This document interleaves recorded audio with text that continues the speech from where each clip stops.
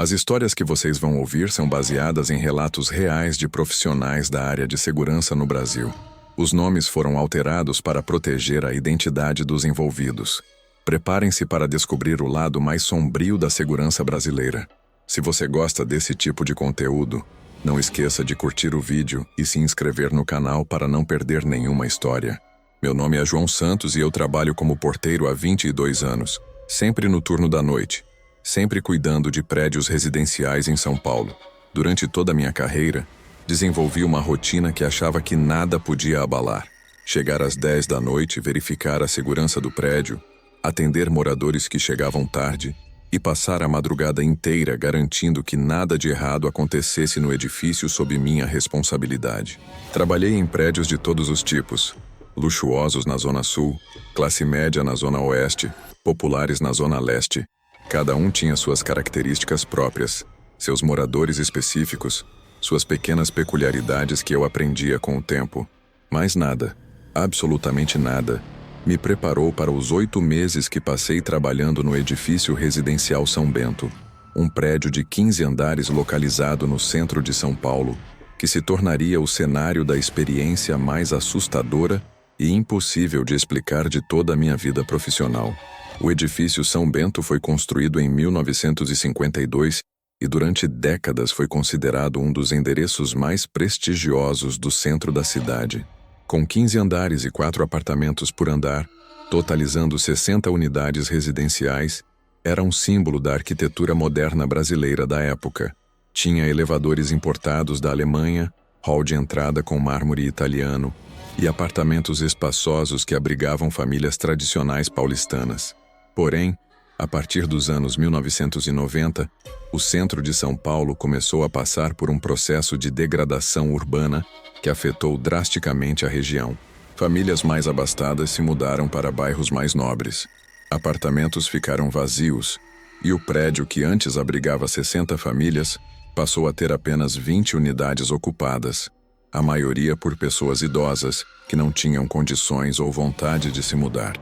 Quando fui contratado pela empresa de portaria segurança predial em setembro do ano passado, o edifício São Bento estava funcionando com apenas 30% de ocupação. Muitos apartamentos permaneciam vazios há anos. Alguns andares inteiros não tinham nenhum morador. E o que antes era um ambiente movimentado de vida familiar, se transformou gradualmente num local silencioso e meio abandonado. A síndica do prédio, Dona Margarida, uma senhora de 70 anos que morava ali há mais de 40 anos, me explicou que a principal responsabilidade era garantir a segurança durante a noite e controlar o acesso de pessoas estranhas. Como havia poucos moradores, especialmente jovens, o movimento noturno era mínimo. A maioria dos moradores era composta por pessoas idosas que dormiam cedo e raramente saíam à noite. Minha função incluía controlar a entrada principal, monitorar o sistema de interfones, fazer rondas pelos andares para verificar corredores e áreas comuns e, principalmente, operar o elevador social durante a madrugada, já que o elevador de serviço ficava desligado das 10 da noite às 6 da manhã por economia de energia. O prédio tinha 2 elevadores, o social, usado pelos moradores, e o de serviço, usado para mudanças, entregas e limpeza. O elevador social era um modelo antigo, mas bem conservado, daqueles com porta sanfonada manual e botões grandes de bronze. Funcionava perfeitamente bem, mas fazia barulhos característicos que qualquer porteiro aprende a reconhecer. O motor ligando, os cabos se movendo, a porta abrindo e fechando. Nas primeiras semanas de trabalho, a rotina transcorreu dentro da normalidade esperada para um prédio com pouco movimento. Alguns moradores chegavam do trabalho até às 11 da noite. Eu os acompanhava no elevador até seus andares. Depois voltava para a portaria e passava o resto da madrugada praticamente sozinho. De vez em quando fazia rondas pelos corredores, mais para quebrar a monotonia do que por real necessidade de segurança. Os primeiros sinais de que algo estava errado começaram na 4ª semana de trabalho, de forma tão sutil que inicialmente pensei que fosse efeito do cansaço e da solidão das madrugadas. Por volta das 2 da manhã, enquanto estava lendo um livro na portaria, ouvi claramente o barulho do motor do elevador ligando. Olhei para o painel indicador de andares e vi que o elevador estava se movendo do térreo para o 5º andar. Pensei que algum morador havia chamado o elevador e subi para verificar se precisava de alguma coisa. Quando cheguei ao 5º andar, o elevador estava parado com as portas fechadas, mas não havia ninguém no corredor. Chamei, perguntei se alguém precisava de ajuda, mas nenhum apartamento respondeu. Desci novamente para a portaria, pensando que talvez algum morador havia chamado o elevador por engano e depois desistido de usá-lo. Não era incomum, especialmente com pessoas idosas que às vezes confundiam os botões ou mudavam de ideia. Voltei à minha leitura e não pensei mais no assunto. 2 horas depois, por volta das 4 da manhã, o mesmo aconteceu novamente. Ouvi o motor do elevador, olhei o painel e vi que estava subindo do térreo para o 9º andar. Desta vez, subi pela escada para chegar antes do elevador e ver quem estava usando. Quando cheguei ao 9º andar, o elevador já estava lá, parado, com as portas fechadas, e novamente não havia ninguém no corredor. Comecei a desconfiar que pudesse haver algum problema técnico no elevador. Talvez um curto-circuito nos botões de chamada, ou algum defeito no sistema de controle que fazia o elevador se mover sozinho. No dia seguinte, relatei a situação para Dona Margarida e ela chamou um técnico para verificar o equipamento. O técnico da empresa Elevatec passou uma manhã inteira examinando o elevador. Testou todos os botões, verificou as conexões elétricas, analisou o sistema de controle e até mesmo subiu ao poço do elevador para examinar os cabos e motores. Sua conclusão foi categórica. O elevador estava funcionando perfeitamente dentro das especificações técnicas, sem nenhum defeito que pudesse causar acionamento automático. Voltei ao trabalho na noite seguinte, pensando que talvez tivesse imaginado os ruídos ou confundido sons vindos da rua com o funcionamento do elevador. Mas por volta da 1 da manhã, o fenômeno se repetiu. Ouvi claramente o motor ligando. Vi no painel que o elevador estava subindo do térreo para o 12º andar. Subi pela escada para verificar e encontrei o elevador parado e vazio no 12º andar. Durante as semanas seguintes, o padrão se repetiu com frequência crescente. Quase todas as noites, entre a meia-noite e as 5 da manhã, o elevador funcionava sozinho, sempre partindo do térreo, sempre subindo para andares diferentes, sempre parando sem que houvesse ninguém para usar. Comecei a anotar os horários e andares para tentar encontrar algum padrão. Descobri que o elevador tinha preferência por determinados andares: 5º, 9º, 12º e 14º. Raramente ia para outros andares e nunca descia depois de subir. Era como se alguém estivesse chamando o elevador desses andares específicos, mas quando eu verificava, nunca encontrava ninguém. Relatei novamente a situação para Dona Margarida, desta vez com as anotações detalhadas que havia feito. Ela ficou preocupada e decidiu conversar com os moradores desses andares para verificar se alguém estava usando o elevador durante a madrugada sem me avisar. Todos negaram categoricamente. A maioria nem sabia que o elevador estava funcionando durante a noite. Dona Margarida então sugeriu algo que mudou completamente minha perspectiva sobre a situação. Ela me contou que nos andares onde o elevador parava sozinho, haviam morado pessoas que já tinham morrido. No 5º andar, tinha morado seu Antônio, um senhor de 80 anos que faleceu de ataque cardíaco 3 anos atrás. No 9º andar, havia morado Dona Rosa, uma senhora de 75 anos, que morreu de derrame 2 anos atrás. No 12º andar, havia morado uma família inteira, os Silva, que se mudou após a morte do pai em um acidente de carro. O apartamento estava vazio há quase 4 anos. No 14º andar, morava apenas um jovem executivo que trabalhava até muito tarde e raramente estava em casa durante a madrugada. Esta informação me deixou extremamente desconfortável.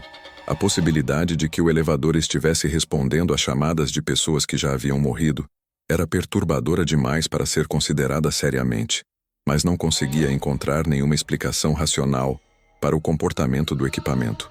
Decidi fazer um teste. Na noite seguinte, quando ouvi o motor do elevador ligando às 2h15 da manhã, em vez de subir pela escada, fiquei observando o painel indicador. Vi o elevador subir até o 5º andar e parar. Esperei alguns minutos e o elevador desceu sozinho até o térreo. As portas se abriram, ficaram abertas por aproximadamente 1 minuto e depois se fecharam novamente. Era exatamente o comportamento que o elevador teria se alguém tivesse chamado do 5º andar, descido até o térreo e saído. Mas eu estava vendo tudo da portaria e tinha certeza absoluta de que ninguém havia usado o elevador. Era como se uma pessoa invisível estivesse fazendo o trajeto completo. Nas noites seguintes, o padrão se repetiu com pequenas variações. Às vezes o elevador subia para um andar, ficava alguns minutos parado e depois descia vazio. Outras vezes, subia para um andar, descia até outro andar intermediário, ficava parado alguns minutos e depois voltava ao térreo. Eram trajetos que faziam sentido se houvesse pessoas reais usando o elevador, mas que eram impossíveis de explicar, considerando que não havia ninguém nele. Comecei a ficar com medo de usar o elevador durante minhas rondas. A sensação de estar dividindo o espaço com presenças invisíveis era perturbadora demais. Passei a usar apenas as escadas, mesmo para subir até os andares mais altos. Dona Margarida notou minha mudança de comportamento e perguntou se eu estava bem. Expliquei para ela meus medos e ela decidiu passar uma noite no prédio comigo para observar pessoalmente os fenômenos. Dona Margarida chegou às 11 da noite e ficou na portaria comigo até às 6 da manhã. Durante essas 7 horas, presenciou 5 episódios de funcionamento espontâneo do elevador, exatamente como eu havia descrito. Sua reação foi uma mistura de fascínio e preocupação. Como síndica há mais de 10 anos, ela nunca havia presenciado nada parecido, mas confirmou que conhecia bem as pessoas que haviam morado nos apartamentos para onde o elevador se dirigia sozinho.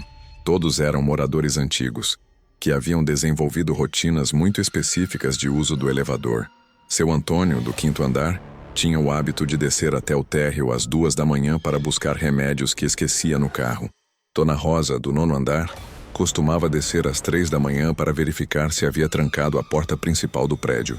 A família Silva, do 12º andar, tinha crianças pequenas que frequentemente desciam durante a madrugada para brincar no playground do térreo.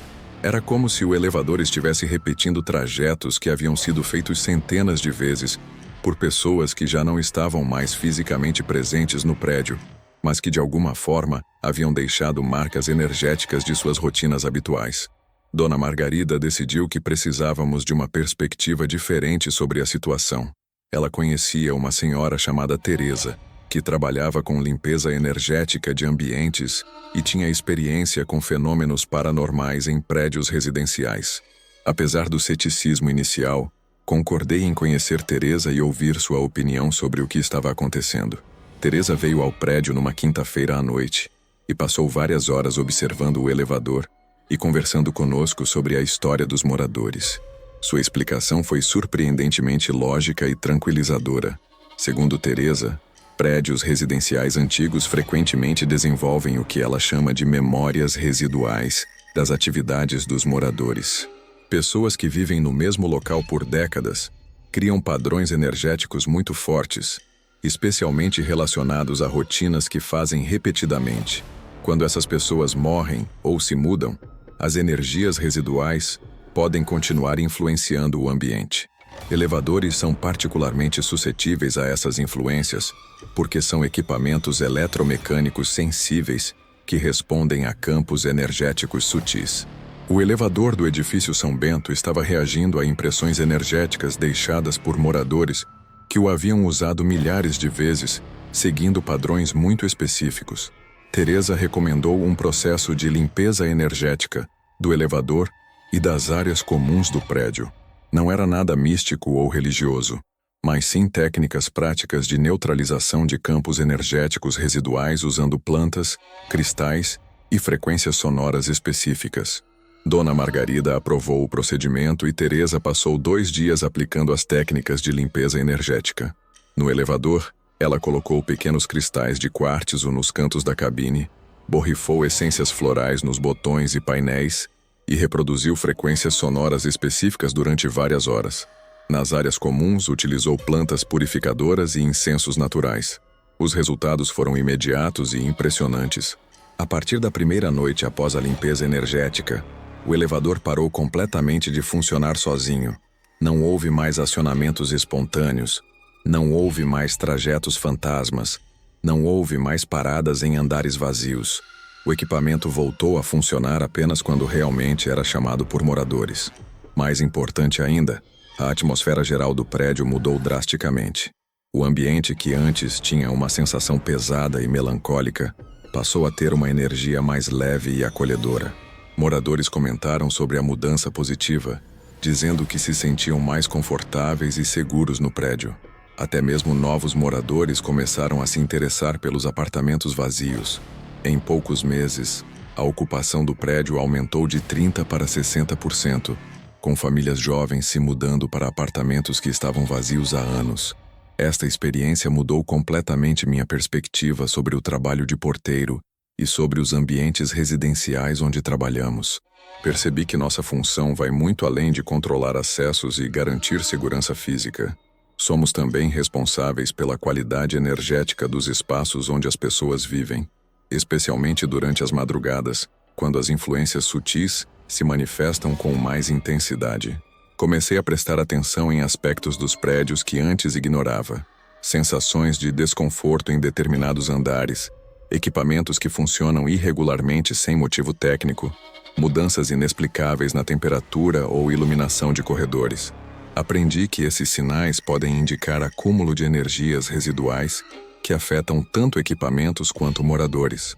Desenvolvi rotinas de trabalho que incluem técnicas simples de harmonização energética, limpeza regular das áreas comuns com plantas específicas, uso estratégico de elementos naturais, até mesmo reprodução de músicas suaves que ajudam a manter ambientes equilibrados. Não é superstição, é aplicação prática de conhecimentos sobre como energias residuais influenciam ambientes residenciais. Hoje, 22 anos depois de começar como porteiro, abordo cada novo prédio com uma perspectiva mais ampla. Obviamente, mantenho todos os protocolos tradicionais: controle de acesso, verificação de segurança, atendimento aos moradores, mas também desenvolvo sensibilidade para aspectos energéticos que podem afetar tanto o funcionamento do prédio quanto o bem-estar dos moradores. A empresa Segurança Predial ficou tão interessada nos resultados do edifício São Bento que passou a oferecer consultoria em harmonização energética como serviço adicional para seus clientes. Outros porteiros receberam treinamento básico sobre como identificar e lidar com fenômenos energéticos em prédios residenciais. Descobrimos que muitos problemas recorrentes em equipamentos prediais, elevadores com defeitos intermitentes, sistemas de interfone com interferências, iluminação que falha sem motivo técnico, frequentemente estão relacionados a acúmulos de energia residual em prédios com histórico de eventos traumáticos ou alta rotatividade de moradores. A experiência no edifício São Bento se tornou um caso de estudo dentro da segurança predial. Utilizamos o relato como material de treinamento para novos porteiros, ensinando que a portaria moderna deve considerar não apenas aspectos físicos e de segurança, mas também dimensões energéticas dos ambientes residenciais. 2 anos após a limpeza energética, o edifício São Bento está completamente ocupado e é considerado um dos endereços mais procurados do centro de São Paulo.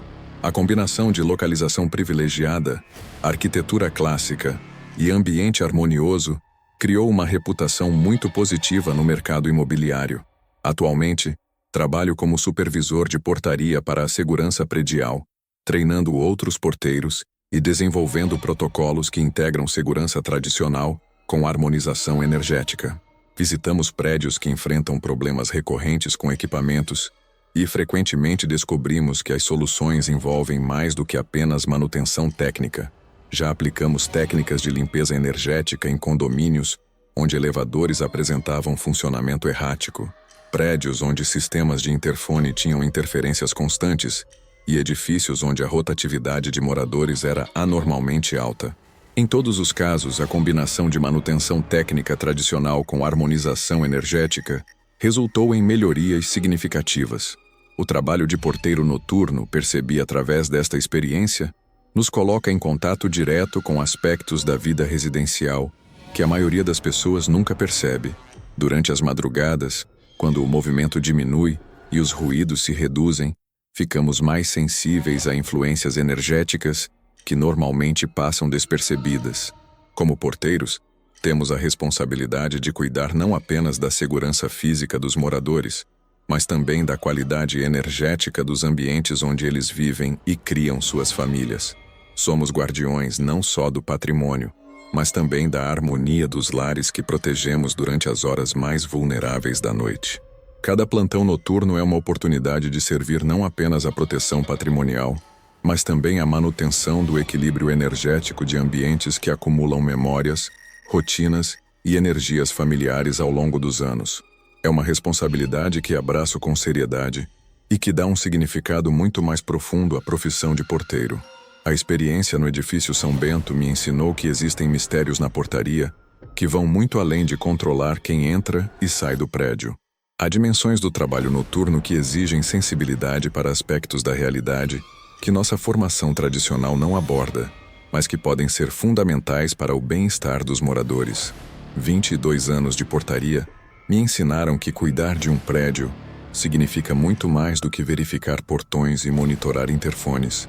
Significa manter espaços energeticamente limpos e harmoniosos, onde equipamentos funcionem adequadamente e famílias se sintam seguras não apenas fisicamente, mas também emocionalmente e espiritualmente. Hoje, quando treino novos porteiros, sempre compartilho a história do edifício São Bento como lembrete de que nossa profissão envolve responsabilidades que transcendem protocolos de segurança convencionais. Somos guardiões de lares complexos onde tecnologia, história e energia humana se misturam de formas que ainda estamos aprendendo a compreender e gerenciar adequadamente.